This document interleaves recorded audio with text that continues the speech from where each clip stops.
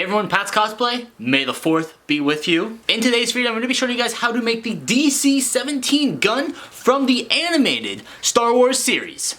Let's go. Now before I actually get into the video, if you guys wanted to pick up the template to build this for yourself, link is in the description below to my Etsy page. It's going to be very inexpensive and it's very simple and very straightforward to build this. So it's perfect to add to your Star Wars collection.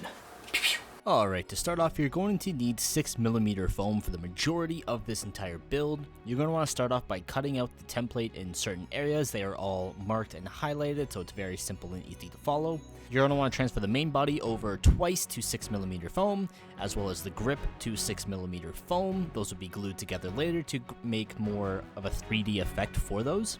These pieces only need to be transferred over once, and that's kind of like the guard on where you shoot, as well as the back sort of holster thing. I'm not really sure what to call it, but it looks like a button, to be honest. After that, you're going to want to cut the template even further. This is going to get you all of the very fine details.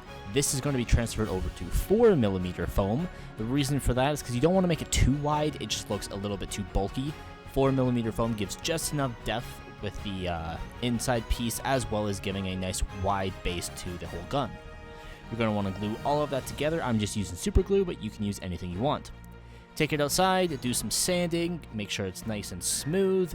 If you want to make this extremely smooth, go from like an 80 grit down to like 120 grit. It's going to make it really fine and really smooth.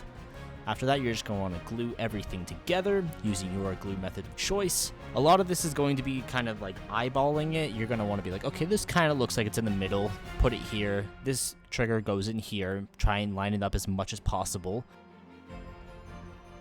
So for the paint, I didn't show what I used for spraying. I will put it on the screen right now. What I'm doing right here is doing some weathering. What you're going to want to do is put some black paint onto a different surface and then kind of dry brush it on. What that means is just kind of putting your brush onto a paper towel, making sure that it is very minimal paint on it, and then going over it as much as possible.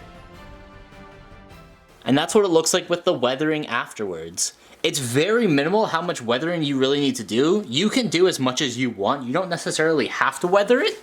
I just think it looks a lot better when you do put some sort of weathering on it. It makes it look like it's actually been used in battle. If you want to have like a brand new gun, just don't do the weathering to it and it'll look totally fine. This is a very simple build. If you start this right now, you'll be able to complete this by the end of the day. The only thing you'll be waiting on is the paint to dry. If you don't want to use a spray paint, you can just use like an acrylic paint from the dollar store. It dries a lot faster, especially if it's out in the sunlight, and then you can still like use it for whatever you wanted to if you wanted to use it today. I actually built this because of the new Bad Batch season that's coming out. It looks absolutely fantastic. Like, I'm so excited for that show. So it kind of inspired me to build this, and it just looks so freaking cool, right? Like, it's so simple, but it's like, now you have a Star Wars prop to give to Baby Yoda here. Baby Yoda, hold, pew. That's gonna wrap up today's video. If you guys enjoyed it, be sure to leave this video a thumbs up. If you haven't already, click that subscribe button for more videos all related to cosplay. And may the 4th be with you. Darth Vader?